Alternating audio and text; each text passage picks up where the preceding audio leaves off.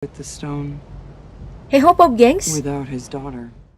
sesuai janji di konten soal Chris Evans, aku bakal lanjut bahas soal para pemeran yang ninggalin MCU di fase 3. Dan di video kali ini yang bakal kita obrolin adalah, ya yang film barunya aja tayang lah ya.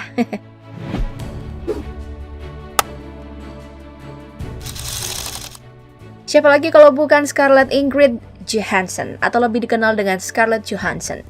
Cewek badas kelahiran Manhattan, New York 22 November 1984. Bapaknya adalah arsitek bernama Carsten Olof Johansson yang berasal dari Copenhagen. Keturunan dari sejarawan seni, penulis skenario dan sutradara film bernama Ejnar Johansson. Sedangkan emak dari Mbak Scarlett, Melanie Sloan adalah seorang produser yang tinggal di New York. Seperti beberapa pemeran MCU yang udah aku bahas, selain emang punya darah seni, Mbak Scarlett juga dapat pendidikan akting dari alma mater yang sama dengan Babang Chris, yaitu Institut Theater Lee Strasberg.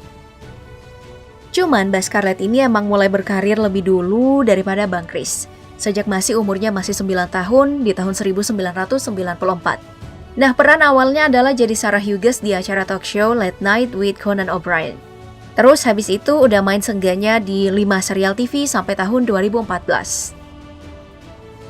Dikit banget ya sama dikitnya dengan penampilan doi di atas panggung, yang kalau dihitung kayaknya cuma pernah mentas 2 kali. Pertama di tahun 2010 dalam drama A View from the Bridge sebagai Catherine, yang dipentasi di gedung Court Theater. Sama tahun 2013 dalam drama Cat on a Hot Tin Roof sebagai Margaret di panggung Richard Rogers Theater. Padahal doi kan alumni pendidikan teater ya. Cuman itu bukan masalah sih.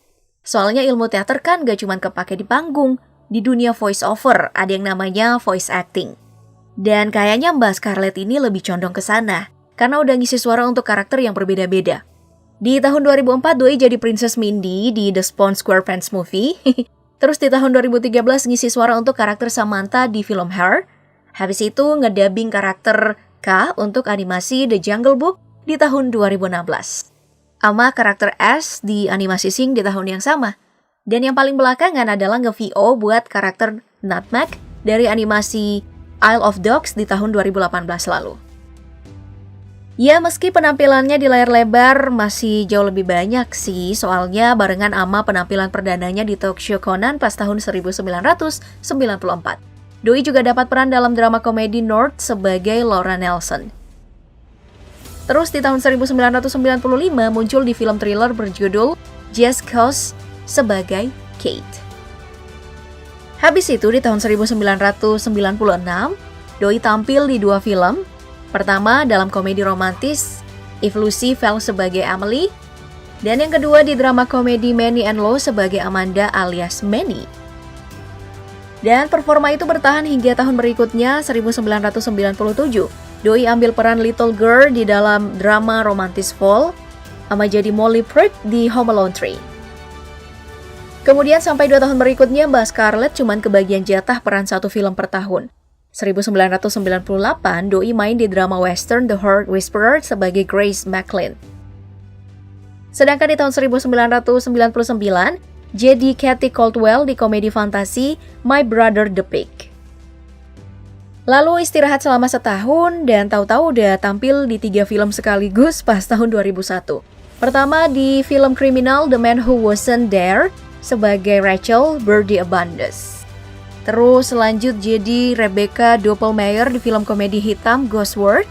Habis itu jadi Suzanne Sander untuk usia 15 di biopic An American Rhapsody. Mungkin karena alasan itu makanya pas tahun 2002 Mbak Scarlett cuma main di film komedi aksi bertajuk Eight Leg Freaks sebagai Ashley Parker. Dan baru balik lagi main ke beberapa film di tahun 2003 di mana doi tampil dalam komedi romantis Lost in Translation sebagai karakter Charlotte. Ama meranin karakter Grid di film drama Girl with a Pearl Earring. Sebelum akhirnya doi masuk ke salah satu performa puncaknya di tahun 2004 dengan ambil peran di 4 film sekaligus.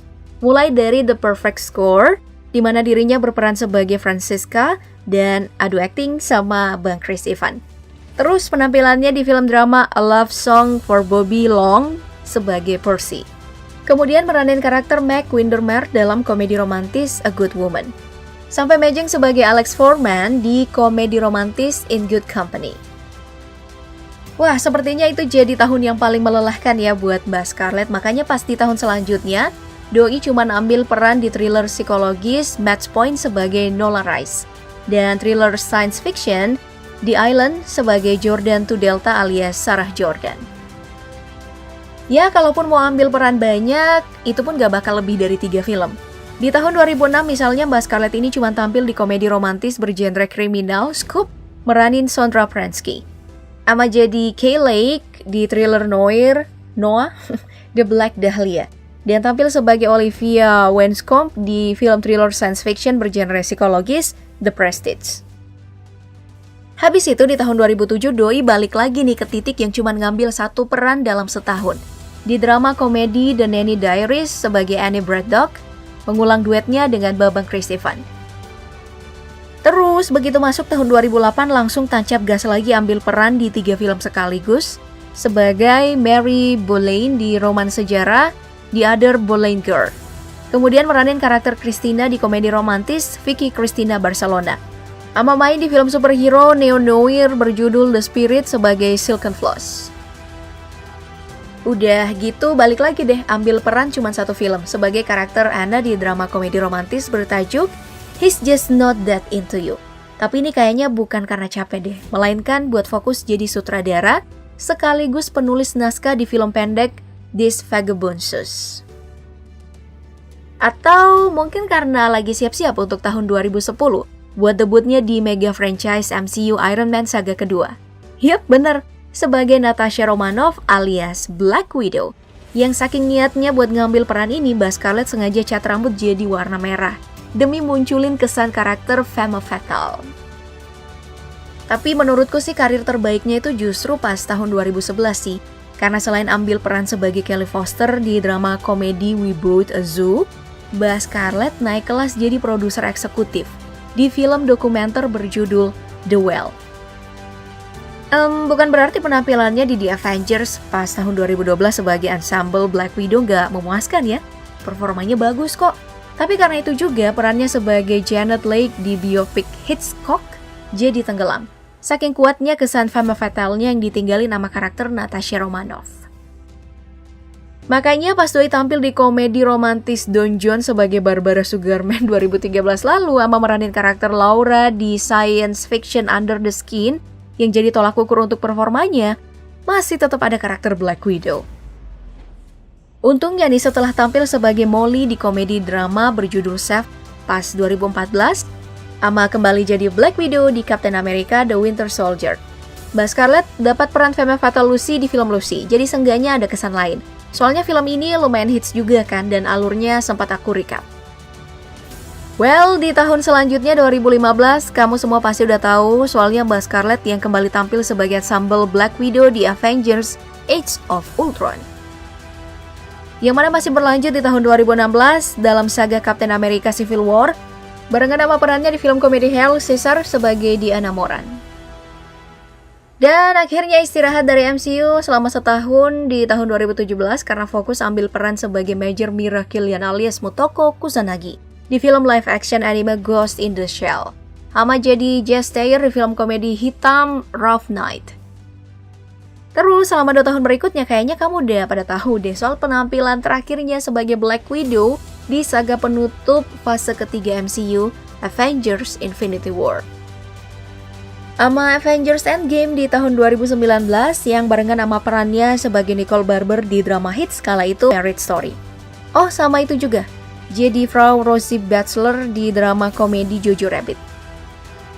Lalu seperti yang kamu semua udah pada tahu, setelah Mbak Scarlett hilang dari layar selama setahun penuh pas tahun 2020, Doi akhirnya balik lagi ke MCU buat film spin-off dari karakter Natasha Romanoff, Black Widow yang udah rilis di Disney Plus sejak 9 Juli lalu.